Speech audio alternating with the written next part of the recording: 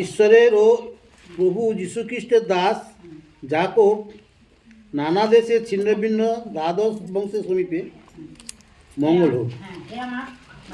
এ আমার ভাতৃগণ, তোমরা যখন নানাবিধ পরীক্ষায় পড়ো তখন তা সর্বত্রভাবে আনন্দের বিষয় জ্ঞান করিও। জানিও তোমাদের বিশ্বাসের পরীক্ষা সিদ্ধতা ধৈর্য সাধন করে।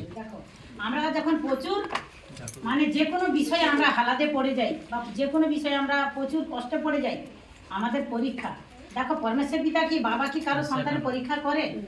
আমরা নিজেদের দোষেই নিজেরাই পরীক্ষায় পড়ে যাই। এই যে পরমেশ্বর পিতা সন্তানটা জানালো না যে আমাদের কোন জায়গায় ভুল হয়, এই জায়গাগুলো ভুল হয় আমাদের প্রত্যেকটা জিনিসে। তোমরা দেখো যে কোনো বিষয়ে আমরা যখন হালাতে পড়ি, পরমেশ্বর পিতার কাছে আগে ক্ষুদ্র সম্মান তুলে পিতার কাছে প্রার্থনা করে, পিতা গো আমি তোমাকে সেই ক্ষুদ্র সম্মান দেবো, সাক্ষী দেবো, পিতা আমাকে সুন্দর করে দেবো।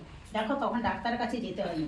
কিন্তু যখনই আমরা এই ভুলগুলো করি না, তখন অবশ্যই আমাদের ডাক্তার কাছে যেতে হয়। কিন্তু এমনটা কেউ আবার করেনি যে দেখো প্রচুর কিছু হচ্ছে, ডাক্তার কাছে যাচ্ছ নি, তোমার মনে বিশ্বাস নাই, সেখানে কিছুই হবে না। মনের বিশ্বাসটা আগে প্রয়োজন। মনে যদি বিশ্বাস না থাকে না, আমরা তাহলে কিছুই পাবো না। মন থেকে বিশ্বাসপূর্বক তুমি যাত্রা করো পিতার কাছে। পিতা পরমেশ্বর পিতা অকাতরে তিনি কি দেওয়ার জন্য কি বসে আছে। পরমেশ্বর পিতা কিন্তু ভান্ডার খুলে বসে আছে। আমরা পাইনি কেন বলো তো? আমাদের নিজেদের ভুলের জন্য। পরমেশ্বর পিতার কাছে কি কিছু দেওয়ার মতো অভাব আছে গো? তিনি কিন্তু বসে আছে, আমরা কিভাবে নেবো সেই পথটাই